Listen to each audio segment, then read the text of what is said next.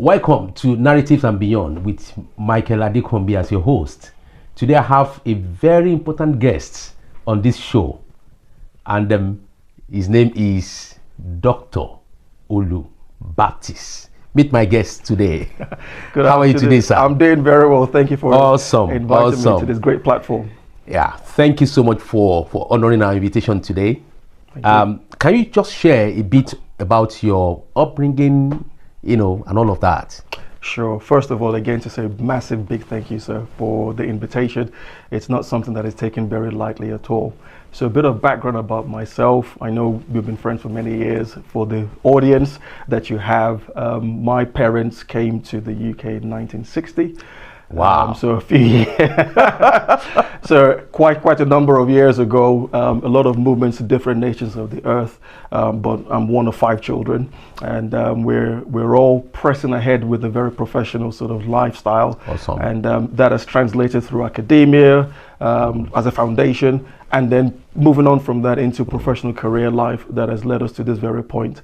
A lot of good patterns to look forward to and to be able to pattern oneself after as well. Awesome. Yes, so how would you say that this background that you just shared now has shaped your journey so far? Yeah, that's a very important question. For me, I think I have the advantage of being the youngest of 5. Oh, wow. So you are the last B. I'm the last B. So having those that went ahead of one was very pivotal to try and see what worked, what did not work. And because of the nature of how we're very close-knit, it meant that they're able to share some of the pitfalls, some of the things that worked out very well, and also having an inquisitive mindset helps, where I want to learn from every single one of them. They were my early role models. Awesome. I can't also take away from my parents as well. Both my parents, my mother worked in the oil and gas sector, which we might touch on a bit later on. Okay. My father worked more for government, United Nations, so that sort of background led very much of a pattern of academia ahead of one, that modeled this is the sort of thing that one would want to do, but it was never pushed and forced. It was more guidance, modeling the right behavior that has helped one to this position. Oh, wow, that's very rich background. Can you speak a bit about your educational background? Yes. So going through formative primary school education, I was not really drawn to any particular area of science or arts, and I did a lot of sports as well. And maybe that's just because I was very restless. Footballer? Well, I thought I was a football player, but let's just say I have 2 left feet and I'm right-footed, so I wasn't the best. But I ran, I played basketball, I did all those sorts of things. Oh, wow. Going through secondary school as well, I went to a boarding school, a lovely boarding school in Southeast London. And then from the transition into uni, from the uni side of things, I did chemical and process engineering. Oh. And the pathway to get to, there's a funny story. You must have been very brilliant. Well, or very much looking to have pain. Because there's a funny story, and I'll segue into it very quickly. So one of my brothers did biochemistry. And when I was now doing my A-levels, I was thinking, what do? I enjoyed the arts and the history, the business studies, and I did the science. So I wouldn't say I was jack of all trades, master of none. I was jack of all trades, and I was proficient in all. So with my proficiency, there was a pull from the outside saying, why don't you be a lawyer, or you can be a historian? Then the sciences saying, why don't you try sciences? And I just thought, okay, you know what, who's ahead of me? I looked at my brother here, just graduated, and I thought, I'll do biochemistry. So when I now started A-levels and I realized that organic chemistry, I didn't really enjoy it. I thought, please help me, God, get me out of this. I had conditional offers from UCL, Imperial, good universities here in the UK. Okay. But I then had to change. And why did I change? I remembered, my mom worked in an oil company. Let me try and do chemical engineering. I've seen chemical engineers, and they traveled. They'll go to Houston, they'll go to all these lovely places. So I thought, let me try that. I can't go wrong. And that was the foray into going into chemical engineering. So nothing that it wasn't because I was too clever. It was because I made an error. And then that led me to that. So what initially sparked your interest in engineering? I think for me, the analytical mindset helped.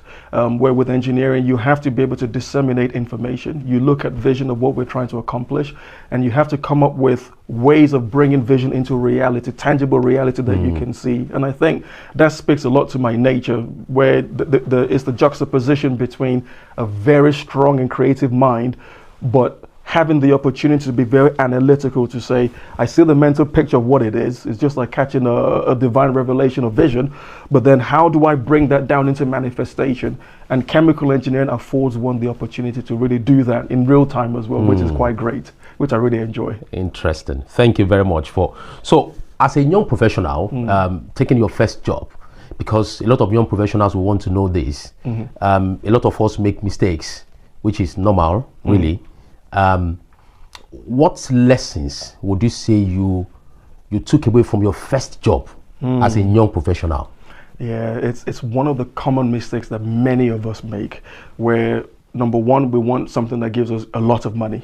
We want that job that by the time we get a job, it's job with a big J, big O, big B, where you're proud to have your pay packet and say, I am now working. The important thing to take, looking back on it, is look for something that really would be a stepping stone for learning. In your learning phase, you are unsung. Nobody really celebrates you too much, but you are like a seed being planted in the ground. You're soaking up so much, because 10 years plus, 15 years, 20 years plus will demand those learning things that too many people miss out on. So looking back, I made the wrong choice. I initially was thinking I wanted to work in a company that was reputable. I wanted to be in a position where people would know where I was. I wanted to be like in the executive management training program. So you feel like you're really, really moving fast. I wanted to be in the city of London, where you're in the tube, you're wearing your trench coat. Everyone's looking at you like, wow, you're going somewhere. But the reality, looking back on it, is that's just fallacy. You're looking at something that is not tangible. You can't draw on those things. So for the advice for those who are going into their first role, look for opportunities where truly you can learn, truly you can grow, and never to grow at a pace that is too accelerated, because you won't last very long, because the race is very long. And the things that you miss out on in the formative years of your career, truly it catches up with you later on. That's true. There's some other aspects of it that we might come into, where it's not just the technicality of the job that you do, but you need to be in an environment, when I use the analogy of a seed, you need to be in an environment where your character itself, they say character is like smoke. It can't be hidden. Do you have the opportunity to form your professional character? Because at the level that one operates at the moment, it's very easy to determine or to decipher those who have professional character and those who do not. Many focus on pay, many focus on the technical side, but professional character really will last many people going forward. And that's something to bear in mind. Awesome. So something I could glean from what you just said now is we should learn so that we can earn. Yes, absolutely. That's a good way to put it. That's deep. Yes, sir. Yes, that's sir. deep. I'm sure that some of the young professionals can hear that, because the motivation for more money. I work in this field of HR, and I've seen that the motivation for more money has made many people to miss out on opportunities that would have groomed them, that would have helped them to grind their skills, better. Yes, awesome. Okay. In the environment that we're in, just to sort of dovetail on that, the generation that we have at the moment, learning has been intrinsically removed from our psyche, which is painful. What we have better, what we're seeing more and more of, which is a detriment to society, is we have a generation of those who know how to mimic. So if I can pretend to be like you, if I can try and repeat the same skills as you, I don't have it. But if I can pretend to be, then I expect to be. But it doesn't work that way. So mimicking is different from mirroring. Oh, absolutely. It's completely different, because you're just pretending. You don't really have it. If I'm to mirror what you're doing, I am standing on the platform of the things that you have built, that I'm now mirroring, because I have got the foundation. If I mimic, I would just try and pretend to. It's like me copying your CV. That's true. And putting my name on it, so that there's nothing foundational about that. And that finds you out later on in your career, because you can't fake it forever. Thank you very much for that. What have been your, let's say, your biggest challenges in the field of engineering? In truth, it's more people. Hmm. And I think that will probably a crossover, regardless of what function or area that you specialize in. But if I say in engineering, to make it a bit more home, within engineering, you have to keep up with the trends of new findings, new ways of doing things that will always come. You have to, absolutely, you've got to be on the cutting edge of what is happening. Otherwise, you get slightly left behind, which is never good. Yes, you can operate based on 1960s knowledge. There's still some companies and organizations that still work based on that, and they get results. Really? Oh, absolutely. I mean, if you think about, say, drilling, if you're using archaic methods, you will still get results, but you might have to take a bit longer to achieve those results. Again, you will lack efficiency. Oh, absolutely, absolutely. But the challenge we face is because many look at results, they still think it's working. We still see results, you're still making money. So if you're a senior executive, but your efficiency is very slow, but you're earning very well, your earning potential is very strong, dividends are being paid to shareholders, or you must be a fantastic CEO.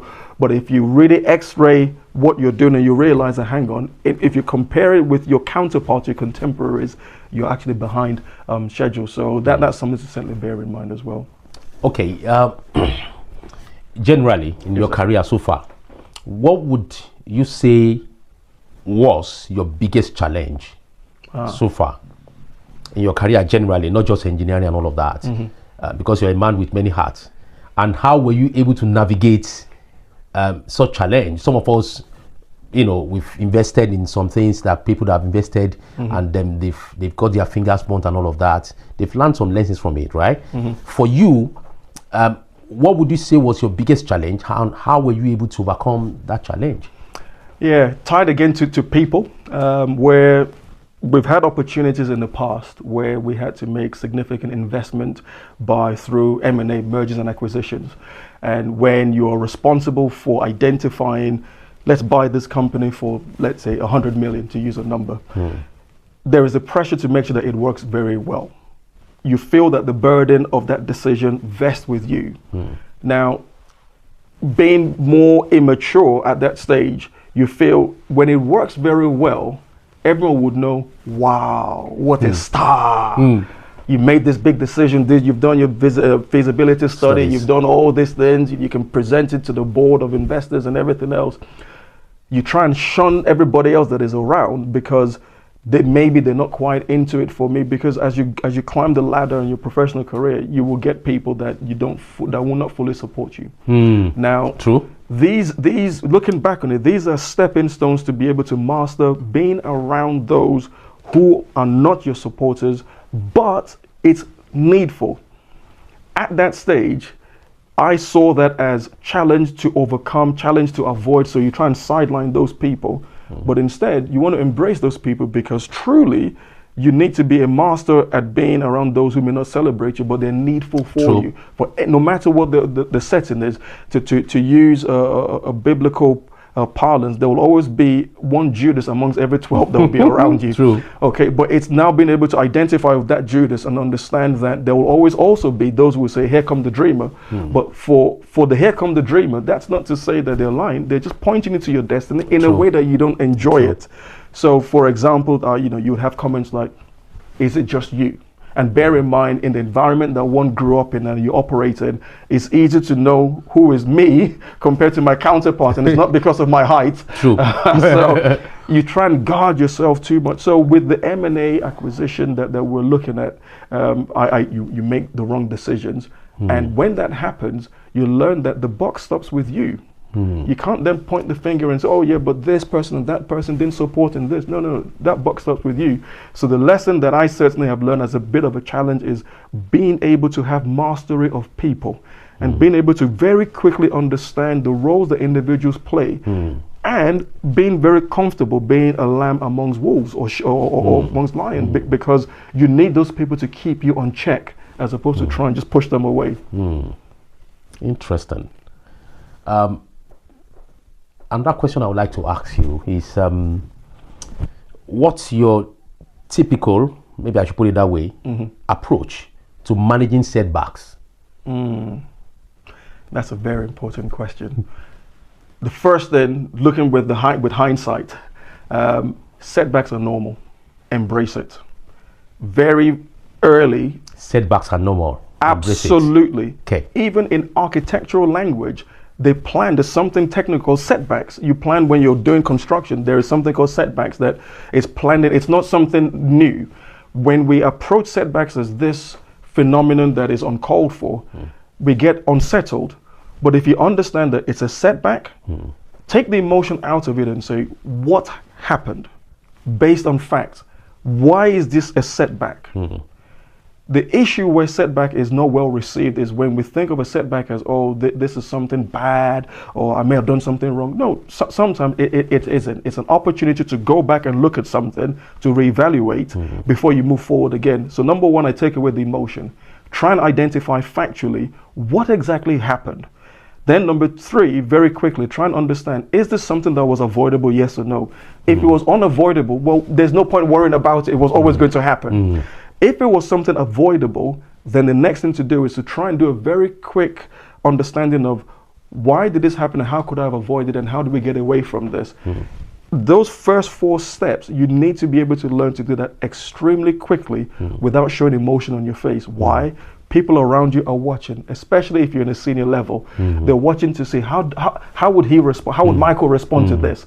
The last thing you want to do is to put your hand on your head and say, oh my God, it's all gone wrong. So when I say embrace setbacks is a very important thing, and then being able to springboard from that, and then obviously do a lessons learned culture so you don't repeat the same. Okay, so are you saying that with proper planning, we cannot mitigate setbacks? In my experience, without being theoretical about it, in my experience, proper planning helps you to mitigate setbacks that are rather obvious or have been repeated before. Awesome. So you should learn, repeating the same mistakes of others, that there's no wisdom in that. Yeah. But if it's something new, remember that would be another caterer of knowledge or catalog of knowledge that somebody else will learn from. So it's like PhD, you're contributing towards the learning of future generations. But how you embrace it, how you deal with it matters. The setback remains a setback forever if you don't springboard from it. But if you embrace it, learn from it, and we move on forward, actually it's a setup for the next level. Wow. I think I'm full already. Okay, let me just ask you more questions. Technology has become so advanced, recently with the introduction of AI and those dimensions that have come into play. Is there any particular technology that's interested you and has spoiled you in your field lately? I think for us in engineering, the advent of AI and similar sorts of technological advancement has helped us in the area of efficiency. The speed of information, the speed of access of information, I think is very important. True.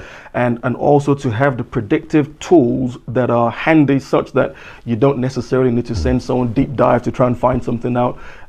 Technology has advanced such that you can have some form of an idea to be able to say, based on the findings that we have, we will progress to make certain levels of investment, or in certain other fields that I may not go so much into. AI has really helped to see which nations are working close with what nations and similar. So the advent of AI has really enabled us to be able to make key decisions a lot quicker compared to what we had before. The way I would describe it is the email versus sending things by letter or fax. True. So that thing has really moved on forward. But outside of that, engineering in its sense has been such an archaic type discipline. Very, very archaic. And the acceptance of something very new is usually very trepid in the approach, because nobody wants to be the first person to do something that could mean if it goes wrong, it could cause catastrophic impact. So it's like saying, let's use AI to now fly the new plane, and by the way, you're the first one to go on the plane with your whole family. Everybody was saying, well, maybe not. And when you look at some of the disaster that's happened in the oil and gas offshore sector, there's a lot more cautious and conservatism in adopting some of these techniques that you might find in other sectors like information technology, where you're not going to kill many people. It might be, it shuts down for 1 hour or whatever, but people will still be all right. Oh, people will still be fine. So with us, it's more around how do we use what we have to be better versions of what we've done before. And I think that's something that we need to embrace. So, okay, let me take you off engineering a bit. Sure. Do you think that in the next few years, AI would replace humans in the world of work?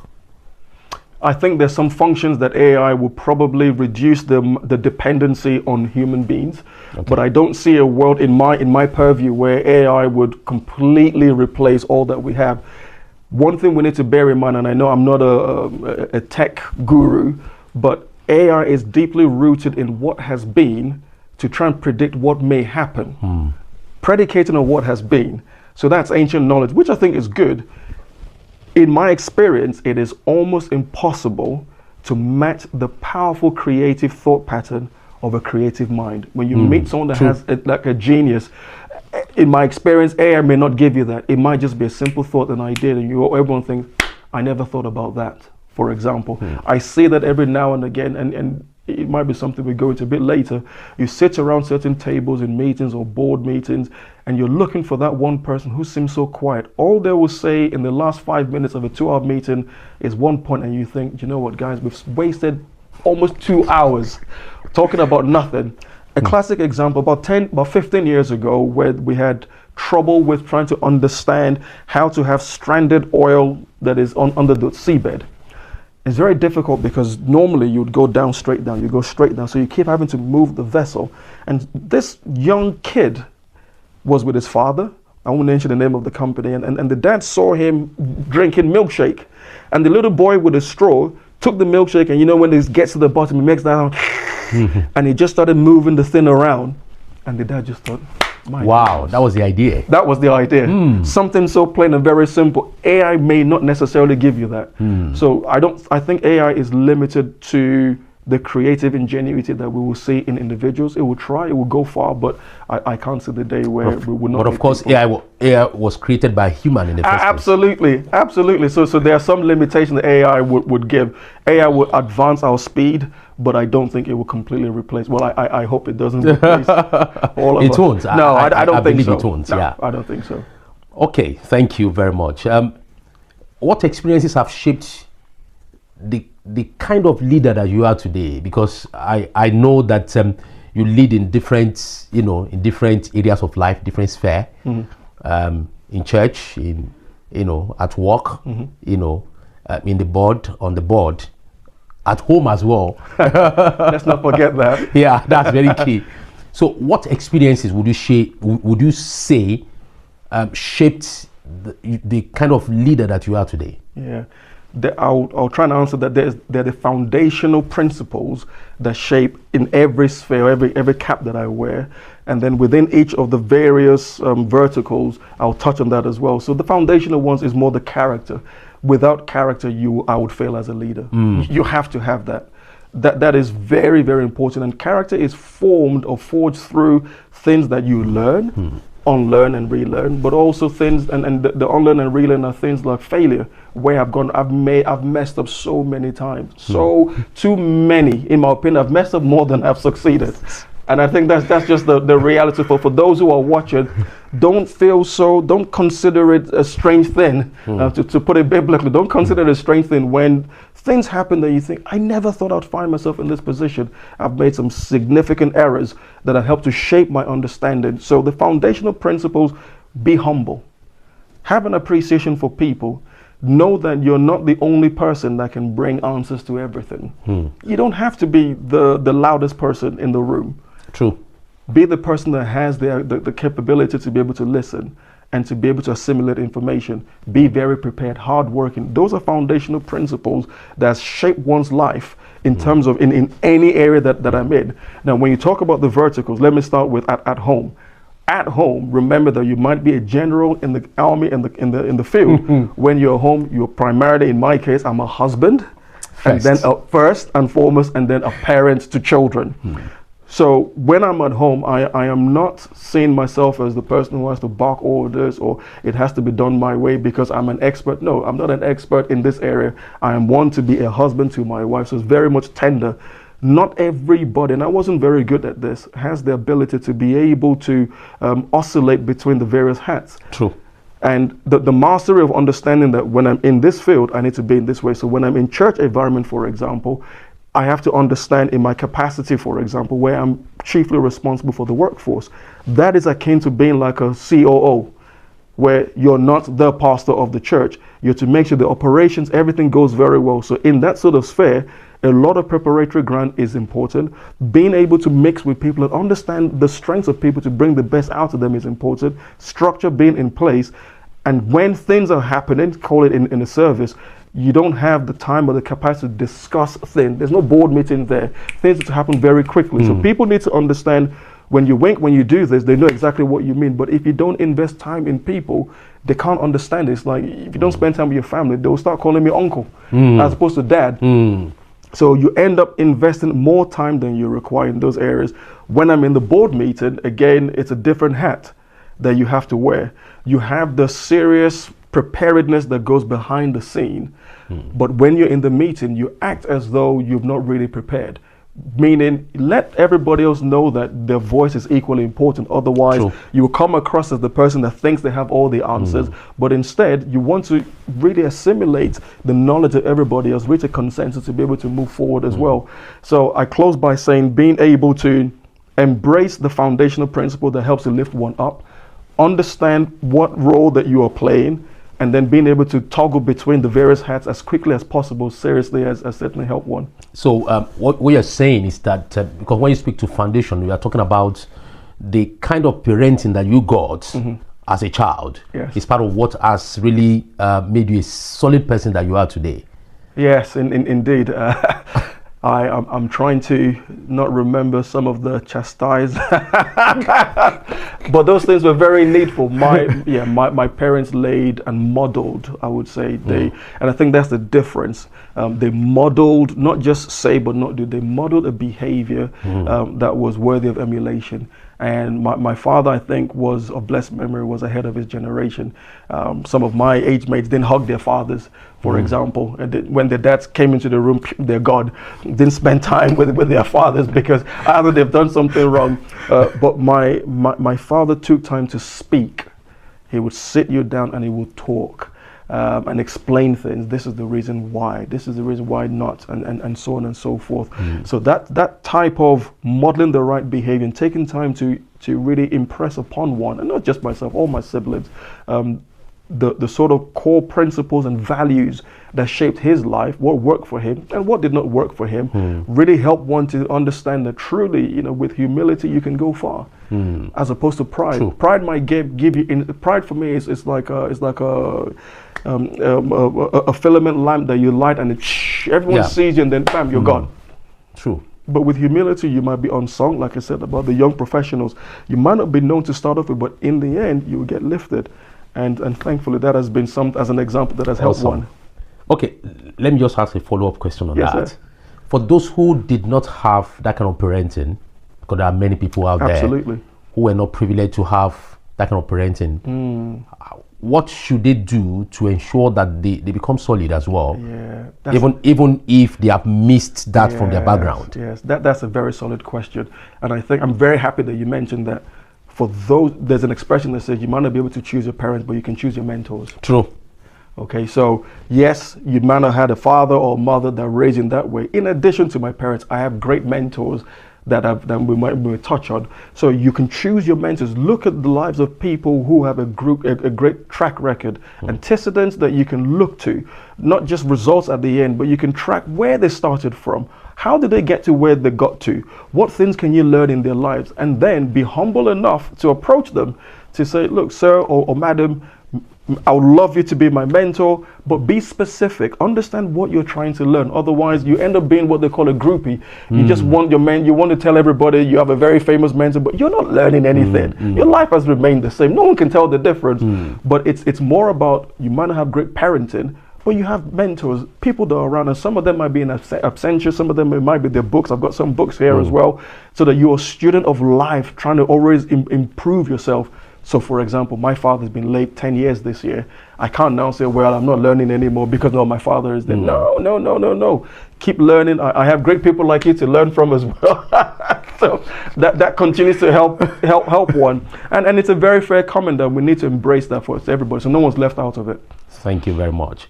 You have led different teams at different places, in different sphere of life. What would you say are the ingredients that would help a team to be successful? Clarity of vision is very important. And that should be provided by the leader. Absolutely. And if the leader, for whatever reason, does not understand or know what the vision is, be humble enough to be able to get, whether it's your second in command or your core team, to say, I have an idea of. And this is one of the challenges that we have in leadership, and I've seen it so many times. You have to be very loyal and humble, but when you're in a work environment and you can tell that you're looking at the manager or the leader, and you know you don't have a clue what you're doing. You're good at task. For example, in engineering, that the fact that you got distinction of first class and you're the best mechanical engineer, you can design everything, doesn't make you a great leader. True.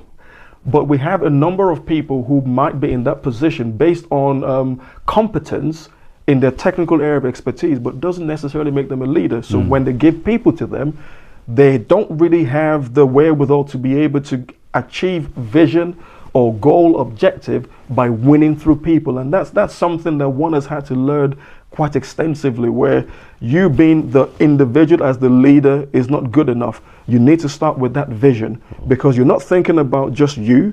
You're thinking about how do we achieve success through the team. Without your vision being understood, without understanding the people that are around you, it becomes very difficult and painful. You will waste people's time, you will waste people's resources, and in the end, the vision does not get fulfilled. Interesting. Still on leadership, why do you think it's very difficult to manage human beings? Very simple. We all have our different minds. Yeah. I wore white, you wore brown. Even though we knew we were meeting today, we didn't have the wherewithal to say, can we wear the same thing? Everybody has their own proclivities of life, and everybody has their own strengths and weaknesses. Hence the reason why when you bring a group of people together and you're trying to assume that everybody will be on the same page, it's almost impossible. True. You have to actively, I know in your expertise, with human resource management and similar, you have to engender a plan to ensure that whilst this might be your dominant way of thinking, here is a higher calling that brings everybody together, and you get buy-in from everybody. So it's not about I'm trying to change Michael or Michael's trying to change Olu. It's to say, Olu, you might be dominant in this area, but for what we are trying to do. So it's the power of we versus the division of individuals. Let's try and bring everybody together on the same page to ensure that we can achieve a common purpose. So all of us having our own minds means that, it's difficult to manage people. And it shouldn't be a surprise. Okay, thank you very much. Okay, let me go back to your field. You've been a player in the oil and gas, petrochemicals and all of that, and it's an evolving field, so to say. What do you see as a future? Because of course we have renewable energy. Let's stop the fossil fuel that's been campaigning against that because of the environment degradation and all of that. In the next 10 years, let's say, or 20 years, where do you see these industries? Okay, speaking plainly, I think in the next 10 years, we might not see marked change. We'll see quite a lot of posturing from various organizations and governments and nations speaking about the intention of what we need to do.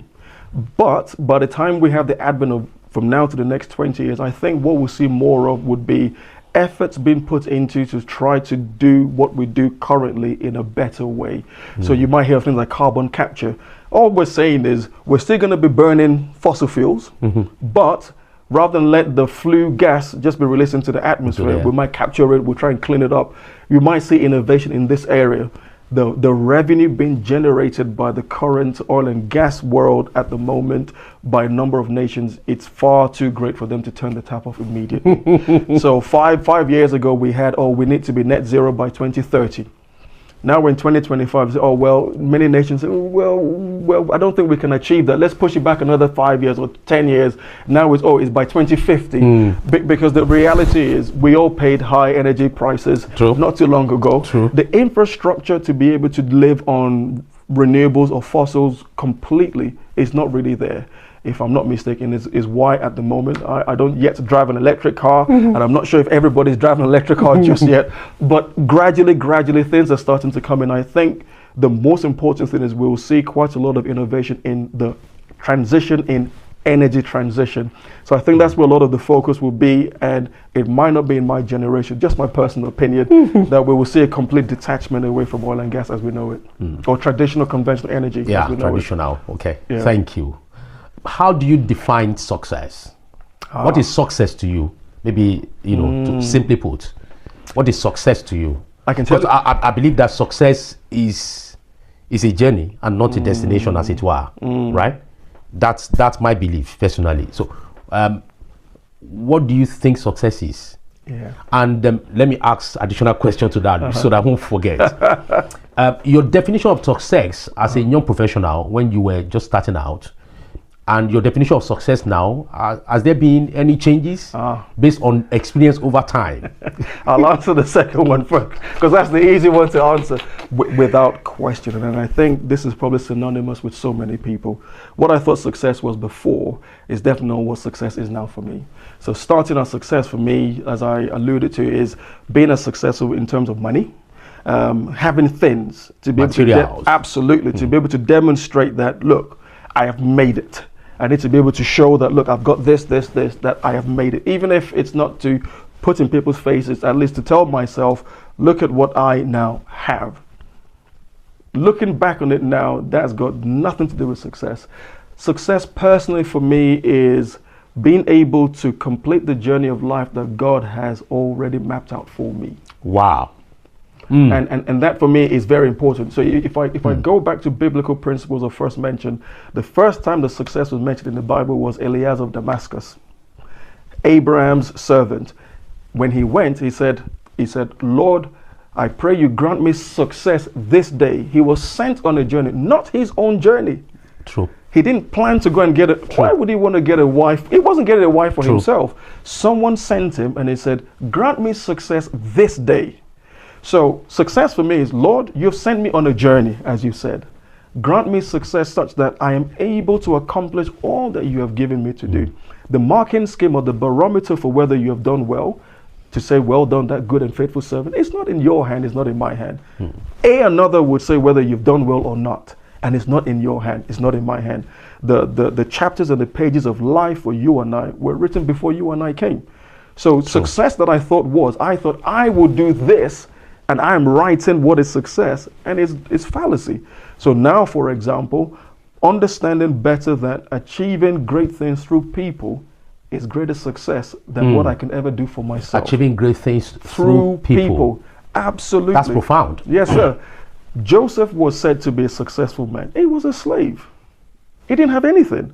But Joseph was in the house of Potiphar, but he was achieving great things through the other slaves for somebody else that was not for him. He didn't have any money. So I learned latterly that, well, having money only is not success. You have a pound or you have £1,000,000. It's who you are. Are you successful, not your bank account? If you are a successful person, God can look back on your life and say, yeah, the things I asked you to do, you have done that. There's no point in me writing a thesis in Latin if I'm doing chemical engineering, no matter how proficient I am in Latin. And it's a shame that there are many people that you come across and you see their journey and you can tell, you think you know what success is, but in the end, God forbid, you look back and say, hey, I've done the wrong thing. That's where also mentoring helps with people to try and correct people. And one has been corrected very fiercely in that area over time. So you've mentioned mentoring. Maybe I should just delve a bit into that. Who are your mentors, if we may know? Maybe it can help some of us, the listeners, and even me, to be able to follow these people that have shaped your life. You're my teacher. Some of us need so much help that we have so many people out there to help us. And I think that is definitely synonymous with my life. But I'll name maybe one or two. I had the privilege of having a very good earthly father who did mentor one in a very good way. Not that it was this, you desire to learn from him. A true statesman and a gentleman whose way of living truly was something that was worthy of emulation. Very global in his outlook. He traveled a lot. and you can tell that, okay, no, you've seen things. And when he spoke, you realize that he would say maybe a sentence, having heard 1,000 sentences from others. And so you learn that it's not in the multitude of your word. The Bible says, in a fool is known by his many words. True. So you realize that no one powerful sentence can either make or scatter a meeting. True. Because of the wisdom that is captured in there. So my father really encapsulated great mentoring foundation for one, which I'm very pleased and thankful for. My siblings all together, being older than one, certainly represented good foundational or a continuum of mentoring. And even till today, I speak to my siblings almost every day.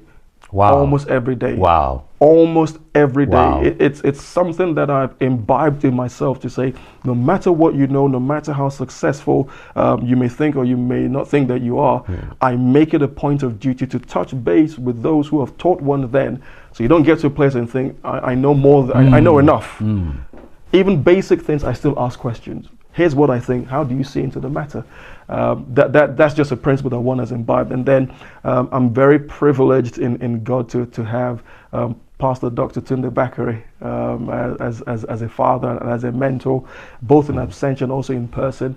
The sacrifice to be able to pour into one has been very fruitful and has helped to shape one's life and outlook as well. Wow. Okay. What would be your advice for young professionals in the field of engineering, for instance, or those who want to go into business? Okay. So I'll treat those separately. So with engineering, I would say find a portion of engineering that you enjoy, because engineering engineering is very broad. In almost in everything, that you enjoy would help you to keep on delving further. There's a book here, so good they can't ignore you, where it disseminates the passion theory, where you hear a lot of influencers say, you're passionate. I might be passionate about football, doesn't mean I want to be playing till I'm 50. True. So that you're passionate about something doesn't mean you want to major in it. It's a career, not a hobby. If it's something that catches your eye, it might be pointing you towards you want to go further into it. So I did a placement, an internship. And through my internship, I realized that, yes, I enjoy engineering, but there's an aspect of engineering that I'm not as keen on. I don't go to bed thinking, oh, let me do that design, like the man that did with his son. I've spent more of my time in contracts, commercial side of things, and more business operation. It's in the engineering field, but it's in a different segment entirely. For young people or younger generations starting out, try and also if you don't have an area that you're really interested in, try different parts of your field of engineering. Very important is don't rush. Don't rush. You see too many, in the appraisal, within 2 years, I want your job. In your mind, you think, so do not rush. Give yourself the opportunity to learn various aspects of engineering. From engineering can include purchasing, procurement, human resource management, because engineers think a very different way to salespeople, to accountants, as you know all too well. True. So which part of engineering do you want to go into? Also, engineering is broad. Cloud engineering is there, and so on and so forth. But certainly having that aspect of the ability to want to take time to grow and to learn is very important. Then for business, certainly everyone would say going to business is to make money. No one's going to business not to make money, but how you make money and how quick you want to make money. And do you want to make money in a legitimate way that is sustainable, or do you want to be a flash in the pan? I would certainly suggest, if you're going into business, learn from others. I love to read autobiographies and biographies. Learn from others, and you start to see some patterns in the pitfalls of what has worked, what has not worked, and try and avoid those things, because really and truly, there is no need for us to reinvent the wheel. We talk about innovation, but truly,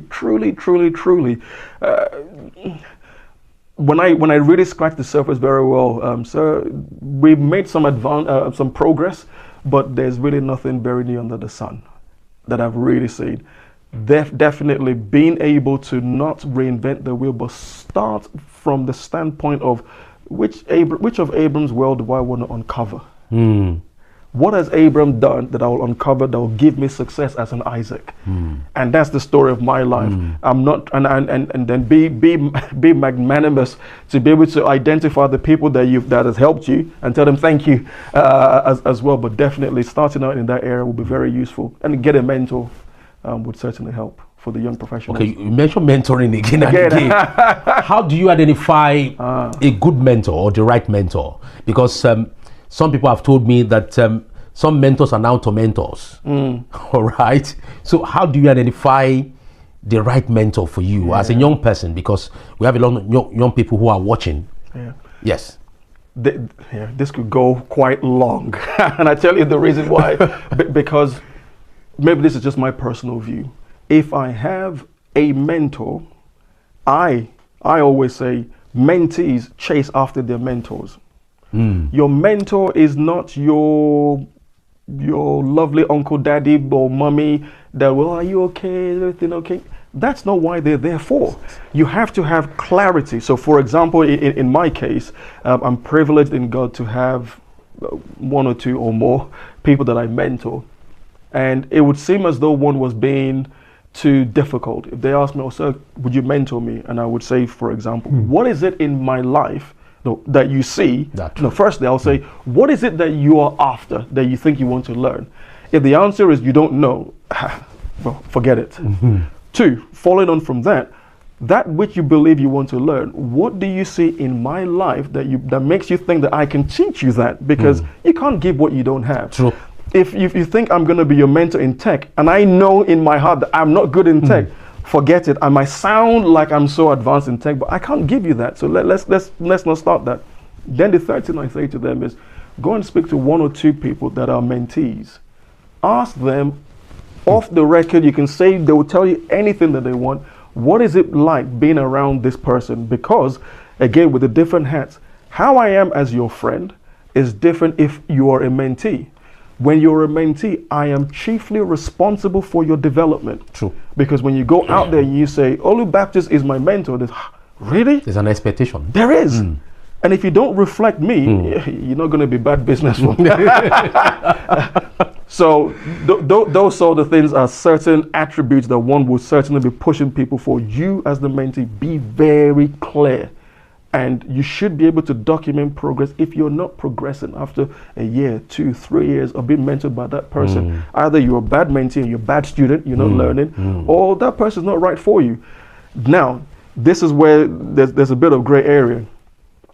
If I'm mentored by someone who eventually becomes a tormentor, but I'm able to learn all the things I need to learn. Why? Some people say mentor, tormentor is because the person is hard.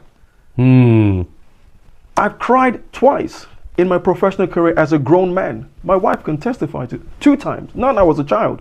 Twice I cried tears. Why? Because those who were teaching me, they were tough. Now when I look back, I'm thankful to God for what they did. So shall I now say, oh, they were tormentors? No, they were grooming me for the days now that they're not there. It's just like parents, where mom and dad were tough when we're growing up. Oh, now that dad is not here, all the things that they taught and they said, in the days to come, you will rely on this. Now I'm relying on those things. So I understand that if a mentor is taking advantage of you, then you're not learning. By all means, just don't bang the door when you leave. But if a mentor is demanding more from you and saying, I can't leave you where you are, we need to separate and be clear. Are they tormenting my failures or are they tolerating my failures? And so some people used interchangeably, mentors being tormentors or mentors who are tolerators. If they're tolerating you and you're doing pretty okay with you in the mediocre state, that's not good for you. I am not the easiest mentor.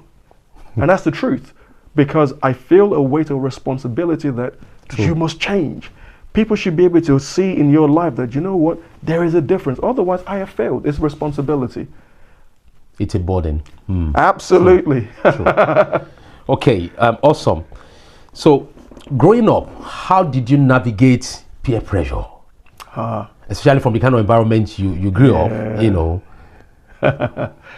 I wouldn't say very, very well. I wasn't the worst of, but I wouldn't say very well. There were certainly aspects of one's life that you didn't want to come across as, oh, this is the son of Reverend and Reverend. You wanted to be with the guys and try and keep up with them. So certainly had so many failings in that area. Think, oh my goodness, why would I even bother? I know this is wrong, but why am I in this area? I have scores and libraries of failures in those areas. But when I reflect on that, I had too many more opportunities to really go wrong that I need to celebrate and thank God that I did not go down that path. So whilst I may say I had many failures, but in relative terms, I didn't really have that much. Why? What helped me? I had a very clear understanding of what I wanted to achieve in life. And I had great role models, as I talked about, that's really helped. I had people that I can ask questions and say, I'm feeling very moved in this area, but I don't see you guys do this. How do you see into this matter? So for example, my parents did not drink, and I'm not speaking against those who drink. I'm just saying as an example. So going out drinking, getting drunk, I've never been drunk in my life. And I have been in a professional capacity where you can have company credit card. You can spend thousands, tens of thousands on one card on alcohol and say you're entertaining guests and clients and everything else, but I'm not moved that way because when I was growing up, I didn't have that environment around one. But there'll be those who will have peer pressure around them. And yes, even if you fall and you fail, just make sure you get back up. It's a critical thing. Don't consider it a vain thing. Clearly, if you can avoid it, certainly do so. Have people that you can talk to. Have people that can not just talk to, but people that can talk to you. I say to those, without digressing unduly, if you're about to get married, if your spouse to be does not have one person that when you mention their name, they cower, then you know you're going to be in trouble. So I have too many people that that can hold you accountable. Someone like you, for example. If they say Pastor Mike is coming or Michael is coming, I know that would really be something. But on the serious note, having individuals that really can speak into one's life has helped with peer pressure. But peer pressure is something that one has certainly bumped into. But things are getting better and better these days because of the advent of ease of communication to ensure that we're adequately prepared to deal with it. Awesome. Thank you very much. Do you have books that you want to recommend to especially young people? Wow. And young professionals as well, that maybe books that have impacted you growing up, and of course as a board member, as an executive, as an engineer, as a business manager. Are there books that you can maybe one or two here and there that I can learn from as well? I can go on Amazon and see if I can get them.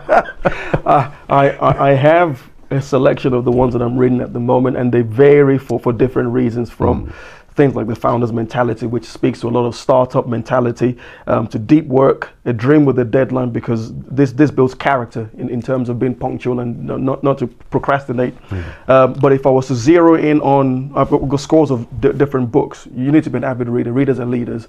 It means that you have a library. Oh, yes, indeed. With 1 zillion books. The ones that you recommended to me. I think if I was to pick out one, and I forget the name of the author, but Executive Intelligence was one that... Executive Intelligence. It's on Amazon. Please go ahead and look for it. I think it's very good. I'm sure the media team would put that up. And the advent of having executive intelligence was born out of a challenge that I had in the workplace, where I had one of my team members, and this is something that's very important. The higher you go in life, the tougher it becomes. you have to draw on different forms to be able to pull through. And you recognize that you bump into people, and I had to learn this, who are more intelligent than you. I had one of my former bosses, and he was the MD at the time, and he said, Olu, you have to learn how to deal with people who are smarter than you. Now, if you've grown thinking you're smart, you've faced some challenges, you navigated, you have wisdom, God on your side and everything, and then you realize that, you know what, the magicians of Pharaoh also can do what you can do. You have to be ready for that, especially in the world that we're in. I had people who were in certain areas of their sphere, they knew more than me. Obviously, the higher you go, you can't know everything. True. So there'll be those who know more about this area, and then when they speak to you on that specific subject, they're looking at you as though, I know more than you. How do you handle that? Now, arrogance and pride can rise up and you say, well, I'm the boss, I can do whatever I want. No, you can't do that. So one of my teachers told me, go and buy this book. Go and read that book. And it really helped to shape my life, where You don't have to be the smartest, but you can be the wisest. And it's a different thing. It's not the same. Not the same. Wow. You don't have to be the smartest, the most intelligent, but be the wisest. And being the wise just means, even if it's just humility, who's going to make the decision? And if you say Fred is going to make the decision because Fred is more intelligent in this area, that's wisdom speaking. Intelligence is what Fred will say to the team, but you have the casting vote of what we adopt. That executive intelligence helped me to have a very 360-degree view of things. You have to be able to scan and think about, what are we all not seeing? What is Fred saying? What are people bringing to the table? And you start to think less about you and you think more about the we. Once you start to operate in that area, that's really powerful. So Executive Intelligence is definitely a book that I would recommend. Outside of that, without talking about the library, I would say for me as an individual, there is no greater book than the Holy Book, the Bible. That compendium of wisdom is incomparable. There's so many different lessons that one has learned through that in dealing with situations, dealing with oneself, because you need introspective review as a professional. If you don't look within, you'll fail. You have to be able to look within to say either this worked or I failed. You need to really look within. You have to have an assessment of yourself. If you don't assess yourself, don't expect other people to do so in a positive way. And then the other part of it is how you deal with people. You have to learn how to deal with people. And the Bible has given me so many different scenarios to say, one of my favorite portions of scriptures is Romans 15:4. For the things which are written before were written for our learning. So what was written before that I can draw upon in dealing with someone who is more intelligent than I am, in dealing with situations that is beyond me, in dealing with when I've made a mistake, there's David and so many other people you can draw upon. So that compendium of wisdom certainly has definitely shaped one's life. So those two books I'll I think I should delve a bit into that now. Okay. Can you share a bit about your faith in God and your journey so far? my faith in God is everything.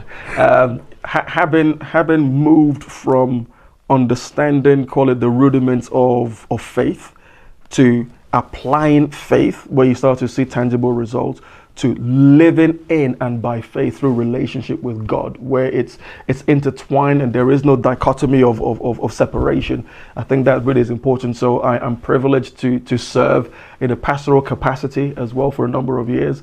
I'm privileged to be one of, all my siblings are all in ministry, so I think I didn't have a choice in that particular area. I say that, but I did have a choice. But again, seeing good life being modeled, I think has been very useful for one. One thing that's quite important for me to mention is I look at the trend between my professional life as well as my faith, and there is a very strong read across. I mentioned previously that what one would do in the church capacity with the workforce, it's no different from when you're managing people at the workplace. True. Now, in fact, it's even greater demand because in a church setting, well, it's voluntary. You're not paying people. True. So how do you get buy-in with a group of people to sacrifice time, resource, effort, sleep, food, and to congregate around a vision? If you can get people to do that when they're volunteers, it's a lot easier. It's a lot easier. True. So there's definitely a strong read across. My faith is everything to me. Being able to not take off that hat or to wear it as a crown on one's head, such that anything else that one will do, that's an addendum to what you are. So hence the reason why I started by learning about the rudiments, then seeing how you apply it, and then now it's intrinsically one with you that this is who you are and you can't separate both. So in my decision making when hiring people, I don't look only at, being an HR expert that you are, I don't look only at I use the expression, I don't look at the hand of the man, I look at the heart of the man. I look within to see, because I can teach you, if you have a good heart and you're teachable, I can teach you things. You can teach skills. Absolutely. But character is very difficult to teach. It's very difficult, unless it's in a specific area like welding that you don't know what to do. But by and large, I place a high demand. Why? Because Samuel was looking on the external, but God had already looked within. So if you try and look within, in boardroom, look at the intent of people. They might say in the wrong way, but look at the intent rather than flare up. How dare you speak to me like this? No, calm down. That young graduate that spoke out of turn or cut you off in the board meeting or in the department meeting, they may have just saved your job. True. You're about to trigger that investment and spend 60 million or 6 billion. And that person just said, this is all rubbish. You might think, hey, you, how dare you? listen to what they're saying. It could really just be, go back and check the numbers again. Wow, I'm glad you said that, Jay. And go and thank them. Never be too big in yourself. So my faith, certainly being able to live faith constantly by the grace of God is absolutely very imperative. And we're representing God in everywhere that we go. True. Thank you, and thank you. Let me just ask one or two questions more so that I know I've taken a lot of your time today. It's been a pleasure. What will you, what kind of advice will you give to your younger self? You know, in retrospect now, you know, after over 2 decades or 3 decades now in the workplace or in the business world, what advice would you give your younger self? Yeah. Probably 3 things. Number 1, don't panic. Number 2, do not rush. Number 3, relationship is vital. Relationship is a currency. Oh, absolutely. Absolutely. The first one about don't panic is the knowledge that, like you and I touched on before we went on air, mistakes will happen. It's part of the whole process and package. If I'm sitting with someone who has never really made much mistakes, I'm wary. I follow a particular, I watch a particular channel every now and again, short clips, and they talk about, they talk to multi-billionaires or billionaires. And one of the questions that they always ask is, have you lost money before? And have you been broke before? Most of them just laugh like yeah. Then they ask them, if you lost all that you have now again, can you make it back? And they say yes. Why? Because in losing it, you develop the skills to be able to get it back. So not panicking is very important, and I hold that very highly. So I'll tell myself, don't panic, it will work out in the end. And then don't rush. As we touched on before, if you rush to try and cook yourself, it's only the outside that gets done. Your character, everything that you need to be a rounded professional will never really be there. If you've not really gone through and you rush your progress, it's unsightly when you see them fall, because they have no substance within. And then certainly, just to make sure that everything pulls together well with relationship, there are some people that when I look back, they would say to me, Olu, do you remember the conversation that we had at the water fountain? Now, as a young professional, you just think, I was just talking. I remember there was a role that I had many years ago. In my second week, the MD came into the office. I was one of the last people that was there. And we just struck up a conversation. One thing led to the other. I said, that's okay. I'll go to Korea with you. I just thought we were just talking. No. But those short interactions that you have, people listen. Why do I now know that? Now, in the position that God has put one, those are the sorts of things I listen out for. Where even in any way I'm in church or whatever, I could walk around, I'm data gathering. I'm seeing those who are efficient. I'm seeing how they conduct them. How you do one thing, how you do everything. If you're loose-lipped around me, I know you can't be trusted. You will not go far. Very true. So those are some of the things that we need to look at. Relationships matter, and those who may not say much, but they're watching, they're data gathering, those are the people that speak on your behalf in the boardroom when you are not there. And that's really, really important. True. I have been in situations where, without saying too much, where people might say, oh, this person, blah, blah, blah, for a senior position. One person can just say, no. For this reason. And that's the end. And there's nothing they can do about that. Nothing. They'll stay in that position for 10 years till they retire. Seriously. Conversely, I've seen people who were junior. I have an example of a guy that was in my team. He started as an apprentice, so didn't go to university, and there's nothing wrong with that. Yeah. Didn't go to university, was working on the shop floor in engineering, using his hands, welding and all those sorts of things. He then joined as a field service engineer. Did that for 2 years, but he did it diligently, hardworking, all the rudiments of being a true professional. Without qualification or nothing, he's now a project manager. Wow. Managing big projects. Wow. Working closely with the director at the director level. Wow. Yeah. So that sort of decision was made not because, you have to spend 10 years. No. So when I talk about the time, he wasn't rushing, but someone identified his work and said, you know what, I'm handpicking you like a Joseph from where you are to become father to Pharaoh. So relationship is extremely key. I've had people walk past me who didn't know who I was. And the way they will speak to one, because I will just walk calmly with humility, but I don't forget. And I walk away. It's many years later than real. I've had contractors who have just come in and just not realizing that the person who's signing, whether you get the contract or not, you've just pushed them. But you don't say anything and you walk away. Relationship is very, very important. Thank you very much. I don't know whether I should. I actually really want to. Let me just take one more question. You are passionate about mentoring local businesses, startups, and all of that. What's driving that passion? What's driving that commitment? Maybe that's what I should say. And what are the common errors that startups make? That can probably destroy the idea or the. Okay, so in terms of what's driving the desire to help, I think I have a learned nature to want to give back, but to give back in an area that I'm stronger in. Identifying startups and even some student-led businesses and ventures is something that I wish I had when I was a student. Oh, absolutely. And knowing the sorts of environment that one has been exposed to. So for example, I was privileged to serve as a non-exec director for Bournemouth University Student Union. Oh, okay. So it's another way of giving back.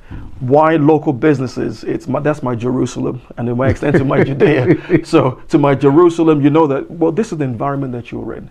If we can fix local businesses and they thrive, well, it's only going to help the economy around us where we are, so rather than going further afield. So start with where you can have direct influence and you can see tangible results, and access is always there. So that's the starting point for what's driving that. I want to be able to see others also succeed. I mentioned succeeding through others.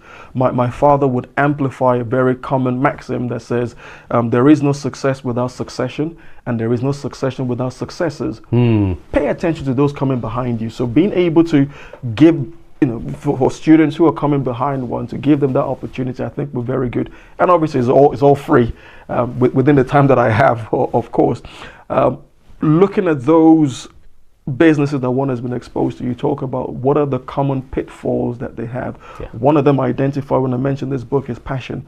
That you're passionate about food doesn't mean that you know about the numerics of business. True. You can cook very well, or you can make clothing very well, but you don't really know about your inventory, your stock level.